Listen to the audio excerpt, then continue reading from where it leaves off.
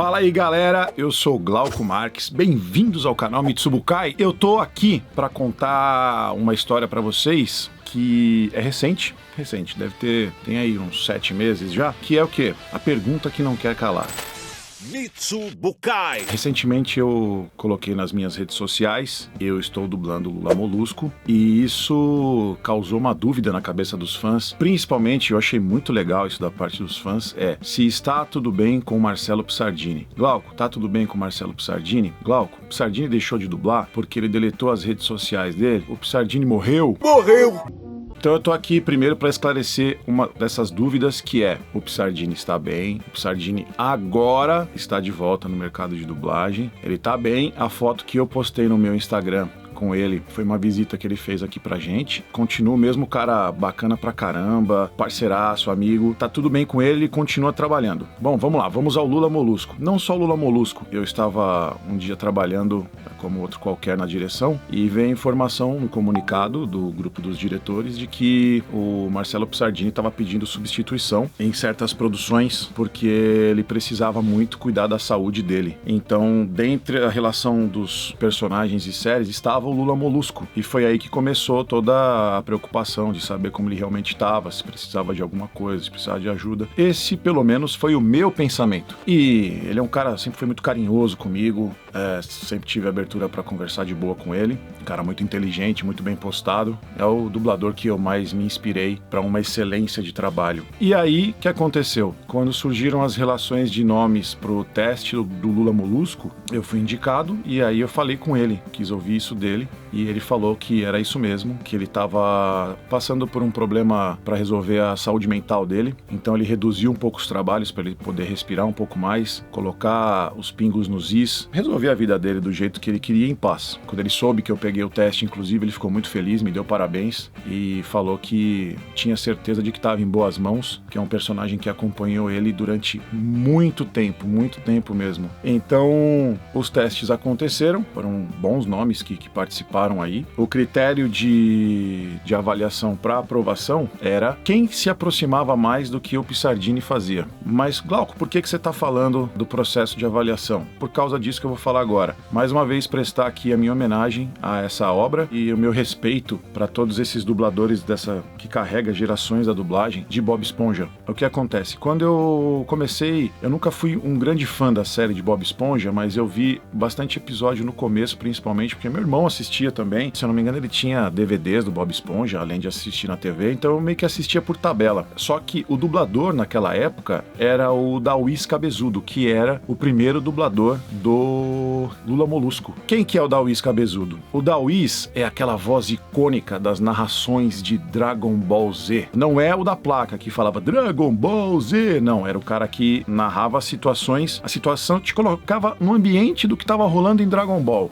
Finalmente começará a grande luta que decidirá o destino da Terra. Vegeta encontrou Goku para a última batalha. Então o Dauís fazia esse cara. O Dauís também me marcou muito, porque em Cavaleiros do Zodíaco, na Gota Mágica, tivemos 2 dublagens, da Gota Mágica e da Alamo, pra quem não sabe, em Cavaleiros do Zodíaco. Na Gota Mágica, ele fazia um dos generais de Poseidon. Ele foi o primeiro general de Poseidon que apareceu, lá em Asgard ainda. O Sorrento, guardião do Atlântico Sul, jamais se renderia. Olhe para si mesmo.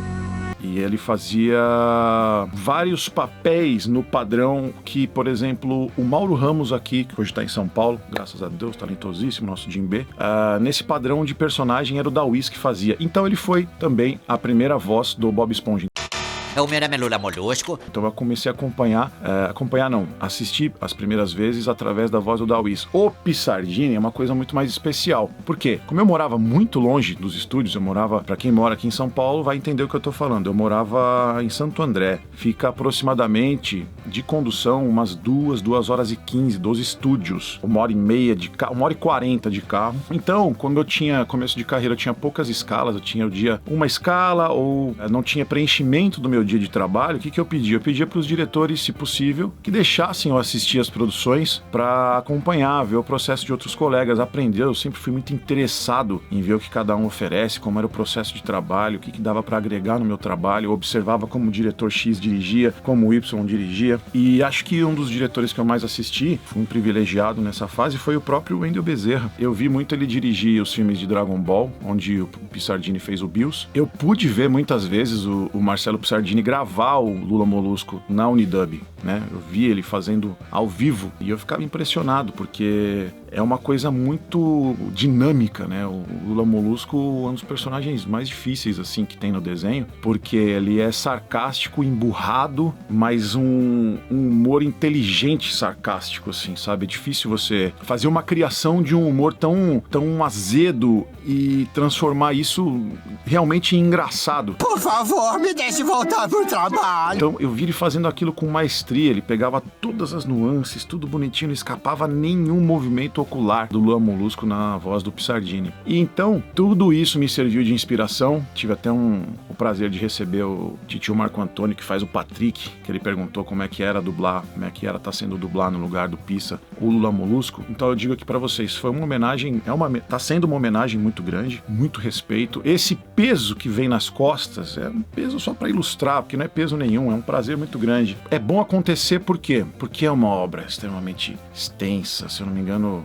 20 e tantas temporadas, eu não lembro exatamente quantas, mas existe uma legião de fãs que já acompanham a série, e eu falei pra ele que a responsabilidade é grande na parte de a voz não pode ficar muito diferente, porque as pessoas assimilam, familiarizam com aquelas vozes, né? Então é a mesma coisa quando você sai da sua casa, você tem uma memória da voz da sua mãe, e quando você chega, a tua mãe tá falando com outra voz.